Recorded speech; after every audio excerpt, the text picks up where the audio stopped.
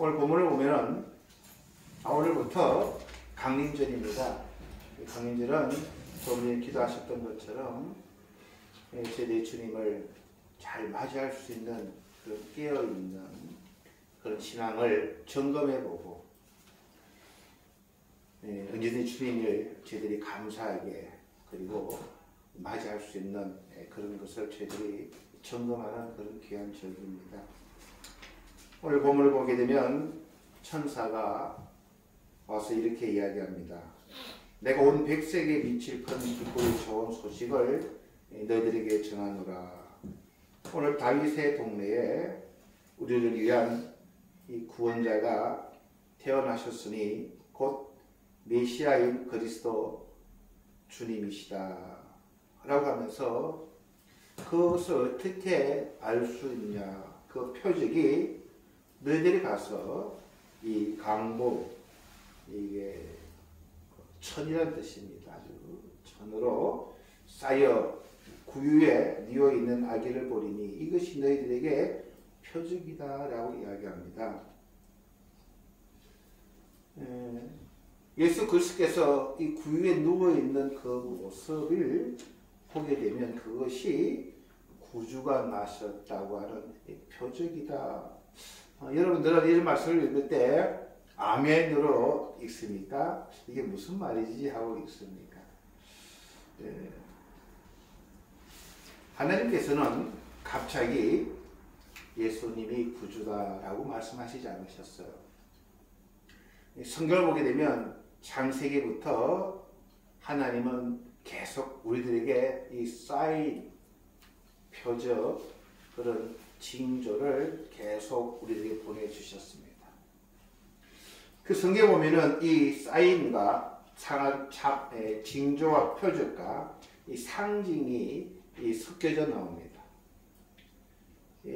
징조나 표적을 보게 되면 여러분 잘 아시는 이사야서 7장 14절을 보면은 그는 당시 왕에게 여호와께서 직접 너희들에게 징조를 주실 것이다 라고 말하면서 처녀가 임신의 아들을 낳으면 그것은 임마누엘, 즉 하나님이 너와 함께함이라고 하는 그런 징조라고 말하고 있습니다. 처녀가 잉태해서 아들을 낳으리니 그 아들을 임마누엘이라고 하나님께서 그러한 표적과 그런 징조를 이것뿐만 아니라 계속 구약을 보게 되면 예수 그리스도를 가리켜서 이분이야말로 구원자이시다라는 것을 계속 말씀해 주셨어요. 저희들도 마찬가지입니다. 오늘 갑자기 예수님이 하나님이다 하면 아멘 할 사람 아무도 없습니다. 하나님의 약속의 말씀을 토대로 약속했던 것이 성취된 사건을 저희들이 듣고 그것을 성령님의 도우심으로 눈이 열리고 그래서 이 주님이야말로 하나님이 예배해 놓고 약속하신 보냄을 받은 구원자이시구나 라는 것을 우리가 영적으로 깨달을 때 아멘이 되는 것처럼 하나님께는 계속해서 예수 그리스도를 보내리라 약속해 주셨어요. 그것이 마태복음에서는 이루어졌노라라고 이야기합니다. 오늘 누가복음을 보니까 이 강보에 쌓여 있는 그리고 구유에 누워 있는 어린 아기를 볼 텐데 그것이 하나님이 보내신 표적이다라고 이야기합니다. 하나님은 시각적으로 많이 드러내시기도 하고 때때로 청각적으로도 주님을 드러내시는데 많은 부분이 봄으로 그것을 알게 하셨습니다. 반면에 상징은 또 좀 다릅니다. 이 자연에 있는 많은 우리가 아는 것들을 하나님은 사용하셔서 그 영적인 깊은 진리를 그러니까 상징에 보여주는 게 목적이 있는 것이 아니라 상징을 통해서 우리 인간들이 깨달을 수 있는 그 깊은 진리를 가르쳐 주실 때에 하나님은 이 상징적인 것을 저희도 많이 가르쳐 주십니다.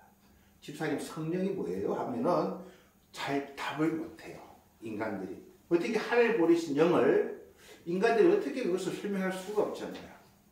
그러니까 어떤 분은 비둘기 같은 성령이다. 순결하고 싶고 하늘 영이 나한테 임하니까 내가 바로 살고 싶고 깨끗하게 살고 싶고 평화를 만들고 싶고 하니까 어떤 분한테는 비둘기와 같은 성령입니다 라고 표현하는 분이 있고, 또 어떤 분들은 이 바람과 같은, 언제 왔지는 모르지만 그 바람처럼 화타가 지나가면서 나를 새롭게 시작시키는 그러한 경험을 하신 분은 성령을 바람처럼 성령을 표현합니다. 그리고 또 성령은 숨길과 같고 숨을 쉬어 우리가 살듯이 호흡을 하고 그 성령이 있으면서 내가 새로운 하나님과의 호흡을 하는, 그래서 기도로도 되고 등등으로, 그러니까 우리가 아는 이 자연에 있는 것을 통해서 성령의 사역을 성령 그렇게 전언합니다.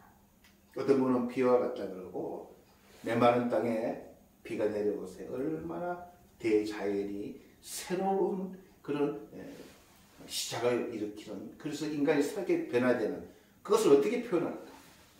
비와 같은 성령. 어떤 분은 이슬처럼 촉촉하지만 그러한 은혜를 주시는 성령. 어떤 분은 포도주. 그러니까 성령이 사도행전 보니까 뭐라고 그랬어요? 저 사람 다 술 취했다 그러잖아요. 예? 컵술 모르고 기분 좋은 기름과 불 이런 등으로 이건 상징이죠. 시편에 보면 여러분 잘 아시는 여호와는 나의 목자시니 내게 부족함이 없으시리라, 그러한 우리 주제를 잘 압니다. 이것도 다 상징적인 용어예요.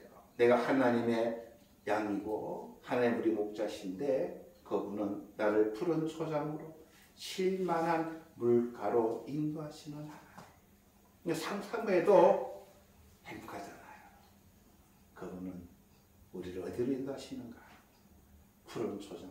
양들이 있어서 가장 좋은 환경에 푸른 초장과 쉴만한 물가. 그리고 목자는 악한 짐승들로부터 지켜주시는. 그래서 우리가 상상하면서 우리가 믿는 하나님은 이런 분이구나 라고 우리가 이런 말씀 대할 때마다 뭉클뭉클해지고 너무 행복하고, 그런 상징적인 것입니다. 오늘 본문은 표적이다 그랬습니다. 구유에 누워있는 어린 아기를 볼 텐데 이것이 우리들에게 표적이 된다 그랬어요. 지사님, 구유가 뭐라고 아세요? 구유가 뭐 소매기는 저거. 예. 그래서 이 성경 말씀을 좀 좋게 번역한 거예요. 우리 옛날 어르신들이 여물통이라고 그러잖아요. 여물통. 예. 저도 본 적 같아 어릴 때. 막 좀 안 깨끗해요. 우리나라 여물통은 막 그 볏짚을 잣두로 찌집가지고 착해가지고 죽 같은 거, 밥 남은 거 이렇게 해가지고 막 섞어가지고, 저도 몇 번 어디선가 모르겠지만 하나의 은혜 가운데 그런 경험을 했었어요. 제가 시골에 사는 건 아닌데 놀러 갔는데 어르신들이 그 같은 또래 애들이 막 작두질을 하더라고요. 작두로 볏짚을, 말른 볏짚을 이렇게 잘라 먹기 좋게끔 해가지고 죽 같은 거, 죽통이 있어요. 거기다 이렇게 막 삽으로 쳐서 가지고 막 이렇게 한 뭉씩 줘요. 더 주면은 막 염소도 소도 와가지고 그걸 잘 먹어요. 그게 구유예요. 그 예수님께서 이 구유에 났다고 하는 사실은 이 좋은 의미가 아니에요. 네? 아무리 가난하고 어렵다고 해도 귀한 생명이 태어났는데 이런 데다가 애를 놓고 싶은 부모는 아무도 없어요. 그래서 이 본문을 통해서 낮은 곳에 오신 하나님, 그런 것도 설교됩니다. 그런 것도 의미가 맞아요. 그곳에 예수를 받아들일 사람들이 없기 때문에 어쩔 수 없이 그 마국간 같은 것을 빌려서 변변치 않은 이 구유에 태어나신 예수님, 그렇게 설교들이 많이 있어요. 저도 그것도 참 좋은 그런 은혜의 설교입니다. 근데 우리가 예수님께 태어나셨을 때의 이 장면은 결코 많은 하나님의 메시지가 들어간 본문이구나라고 하는 것을 우리가 먼저 인식을 해야 됩니다. 하나님 왜 이 여물통 같은 이 구유에 귀한 하나님의 구세주이신 그분이 그곳에 태어날 거야. 너희들이 그곳에 계신 주님을 어린 아기를 본 것이 그것이 표적이다라는 거예요. 하나님이 이 땅에 구유자를 보내는데 그곳에 누워있는 구유에 누워있는 그 아기가 하나님 보내신 표적이라는 거예요. 굉장히 중요한 내용입니다. 그래서 오늘 저는 이 구유에 누워있는 이 뜻을 한번 여러분들과 함께 은혜를 나누고 싶습니다. 이 본문을 알려고 하면요, 성경에 나온 이 구유에 대한 내용을 우리가 알아야 됩니다. 이사야서 1장에 보면은 이런 이야기가 나옵니다. 하늘이여 들으라, 함께 있죠. 이사야 1장 2절 3절입니다. 시작. 하늘이여 들으라, 땅이여 귀를 기울이라. 여호와께서 말씀하시기를 내가 자식을 양육하였거늘 그들이 나를 거역하였도다. 소는 그 인자를 알고 나귀는 그 주인의 구유를 알건만은 이스라엘은 알지 못하고 나의 백성은 깨닫지 못하는도다 하셨도다 라고 이야기합니다. 하늘이여 들으라, 땅이여 귀를 기울이라, 온 천지여 좀 들어봐다오라고 하나님의 부르심이죠. 그러면서 여호와께서 말씀하시기를 내가 자식들을 양육했다는 거예요. 이스라엘 백성들을. 예? 어떻게 양육했는가 우리는 다 알잖아요. 그들을 불러내시고 밤낮 서로 주야로 그들을 인도하시고 그들을 양육했다는 거예요. 그런데도 그들은 나를 거역했다 하시면서 주님이 하시는 말씀이 이릅니다. 소는 그 소 주인을 알고 나귀는 그 주인의 밥그릇 구유를 한다 이거예요. 그러니까 동물들도 땡땡땡땡 치면은 밥 먹을 시간이 났다 하면서 구유터에 모여서 고맙다고 하니 그거는 우리는 알 수는 없지만 그들은 그래도 주인의 목소리와 그 사이 양떼들도요, 목자가 부르면 이름 다 부르면 음해하고 다 온답니다. 그런데도 이스라엘을 알지 못하고 하나님의 택한 백성은 깨닫지 못하는도다 하시면서 이 구유라고 하는 것을 통해서 주님은 우리들에게 전하고자 하신 말씀이 있다는 거예요. 집사님, 이 많은 인구 중에 예수 그리스도께서 구원자이시고 우리를 양육한 분이시고 우리를 인도하신다고 하는 분을 우리는 얼마나 많은 사람들이 그것을 인정하고 있을까? 아니 다른 사람 필요 없다 이거예요. 내가 그분을 진정으로 하나님의 보내신 독생자이심을 인정하고 있는가? 감사하고 있는가? 인정하고 베풀어. 그것을 주님은 우리에게 묻는 거예요. 하나님 우리에게 묻는 겁니다. 나를 올 한 해 양육해 주셨고 하나님의 양육은요, 죄송합니다만 어떻게 우리를 성장시킨다고요? 고난을 통하지 않으면 우리가 성장하지 못합니다. 그 하나님의 사랑을 받는 자들은 핍박도 오고 어려움이 오고 힘듦이 온다고 하는 거예요. 그런데 우리는 영 거꾸로 하나님을 믿는다는 거예요.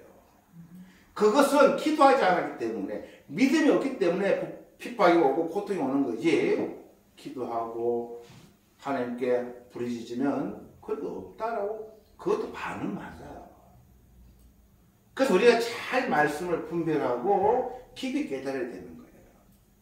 하나님 이스라엘 사랑하는 백성들을 그들 양육하고 그들 지켜주시고 그들과 함께 했지만 그것은 동물들도, 말 못하는 동물들도 그를 키우는 주인과 그들을 양육하는 그 구유는 그 동물도 아는데 하나님 백성들이 몰랐다고 하면서 이 구유의 이야기를 구약에서 하신다는 거예요. 이 사건이 요한복음은 이렇게 기억합니다. 함께 우리가 있죠. 요한복음 1장 9절에서 11절입니다. 시작. 참빛 곧 세상에 와서 각 사람에게 비추는 빛이 있었나니 그가 세상에 계셨으며 세상은 그로 말미암아 지은 바 되었으되 세상이 그를 알지 못하였고 자기 땅에 오매 자기 백성이 영접하지 아니하였으니. 이게 구유통과 다 연결이 된다는 말씀입니다. 요한복음이 왜 이 말씀을 하실까요? 답답하신 거예요. 동물들도 그를 키워주는 주인들, 꼬박꼬박 때를 따라 주는 그 여물통에 밥을 넣어주는 그 주인들도 고마워서 열심히 밭도 갈고 젖도 짜고 그렇게 주인들을 섬기는데, 그보다 더한 하나님 택한 백성들은 그렇지 못했다고 하는 사건을 구유통이라고 하는 상징을 통해서 우리에게 들려주고 싶으신 거예요.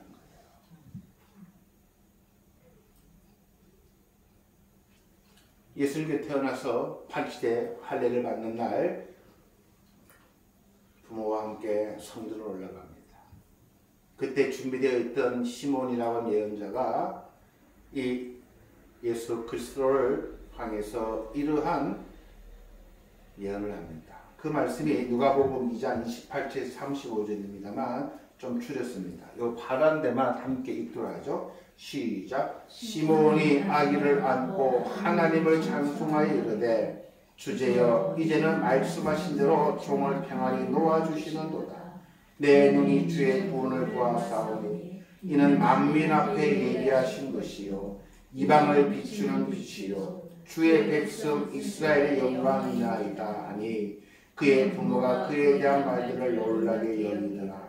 시몬이 그들에게 축복하고 그의 어머니 마리아에게 말하여 이르되 보라 이는 이스라엘 중 많은 사람을 패하거나 흥하게 하며 비방을 받는 표징이 되기 위하여 세움을 받았고 또 칼이 내 마음을 찌르다리니 이는 여러 사람의 마음의 생각을 드러내려 함이니라 하더라 라고 이야기합니다.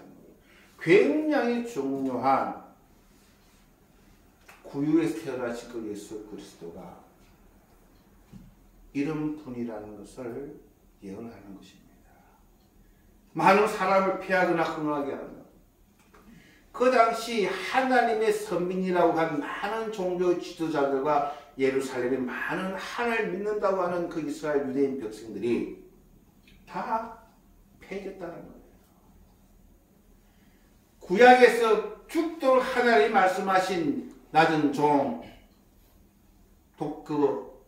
말 구유에서 태어난 이 동물처럼 좀 깨닫기를 바라서 그 예수 그리스도를 구유에 눕게끔 하나님이 다 예비하셨지만 유대의 백성들은 그것을 깨닫지 못했다는 거예요.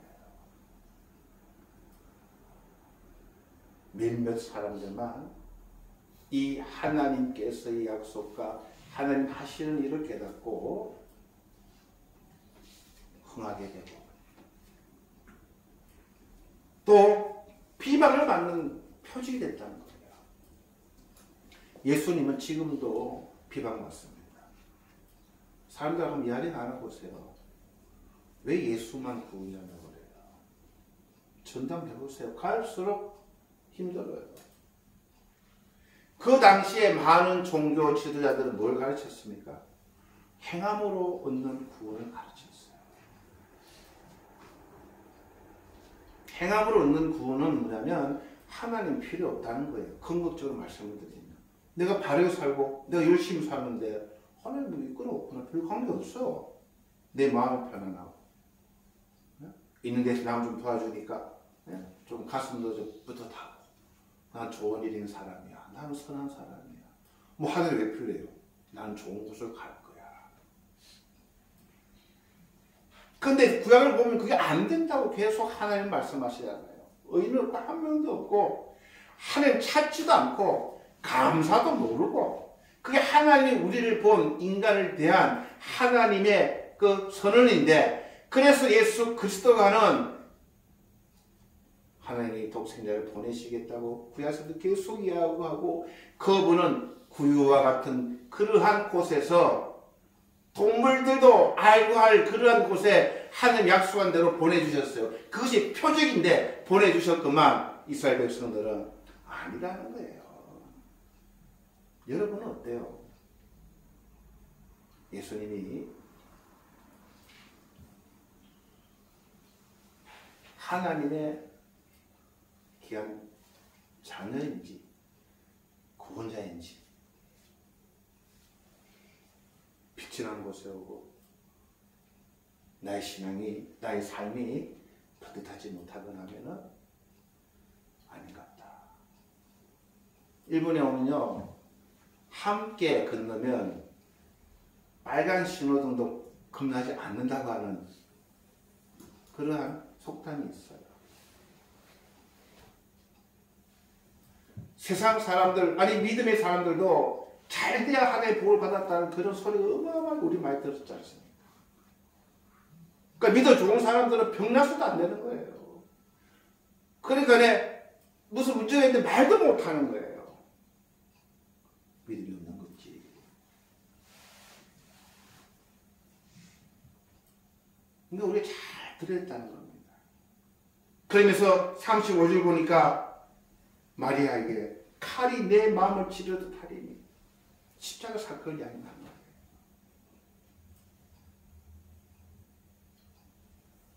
그러니까 구약에서부터 계속 하나님이 말씀해온 이 구원자라는 분은 구유에서 살 수밖에 없는 세상 사람들은 그를 거부할 것이요 세상에서는 헛말자도 아니고 세상에서는 그를 받아들이지 않는 그런 환경 가운데에 그분은 십자가에서 돌아가실 수밖에 없는 그런 것을 우리들이 계속 들려주시는 거예요.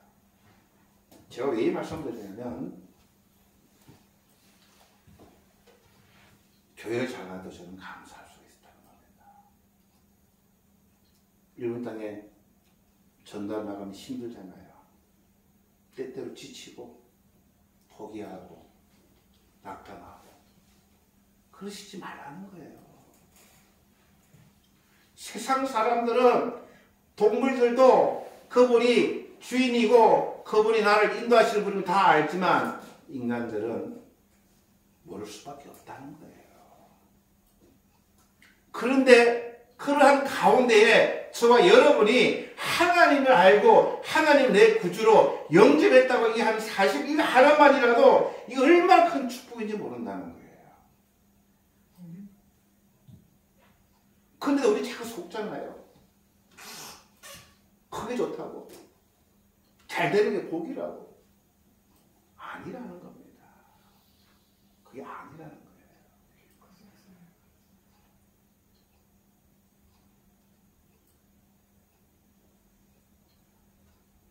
말 구유의 이 표적의 의미를 우리가 오늘 좀 알아야 됩니다.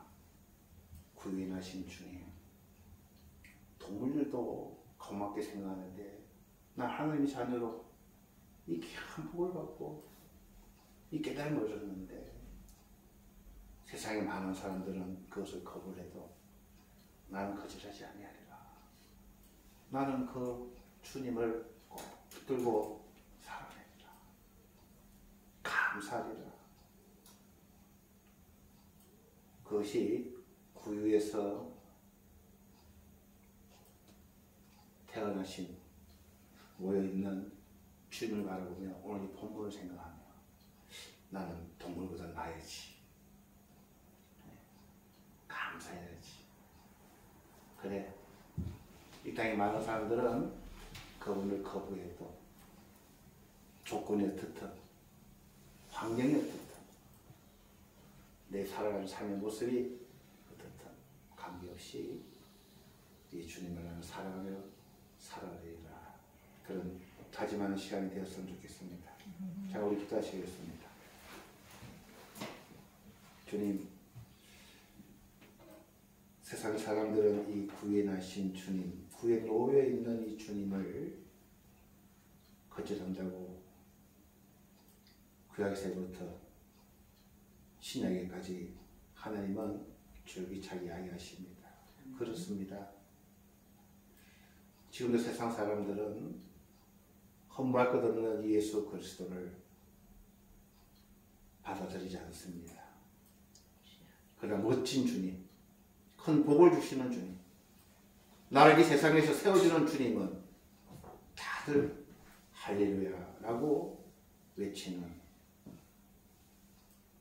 이 한 가운데의 저희들이 신앙생활을 해나갑니다.